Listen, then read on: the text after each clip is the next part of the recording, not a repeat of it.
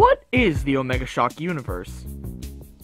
The Omega Shock Universe, or OSU for short, is the multiverse in which the Omega Shock projects take place in, like Guardian or Tales of the Mushroom Kingdom.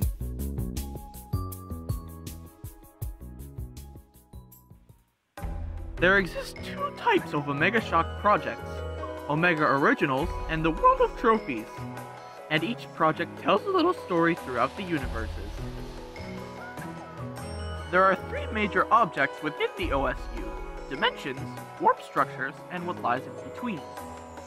Dimensions, also called worlds, universes, or realms, not to be confused with dimensional planes, are big bubbles of warpium, a fictional element within the OSU that has millions of galaxies, stars, planets, nebulae, and even us. Warp structures are like the things within dimensions, big man-made looking structures, just not inside an even bigger bubble of warpium. Take the Prism Relic Zone, or the Key World, for example. What lies in between is known as the Warp Zone. In the Warp Zone, time does not flow. That is something that only happens inside warp structures and dimensions. To give an example of what the Warp Zone looks like, the Warp Zone looks like basically just the cosmos, except stars and planets are nowhere to be found. Instead, dimensions and warp structures try to fill in the gap.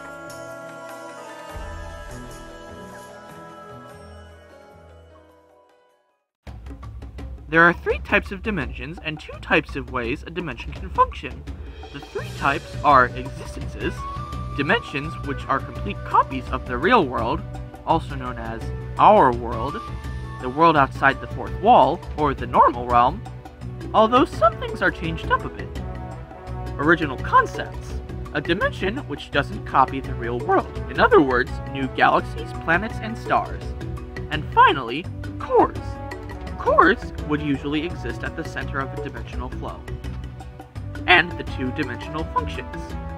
A dimensional flow, or a rift, is a circle of 4 or more dimensions, with a core within the center.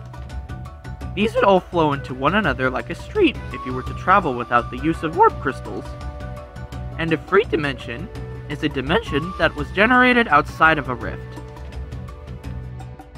And of course, the OSU was created by a race of deities, the Creators. We will be talking about them 2 episodes from now. Well, that's it for today's explanation.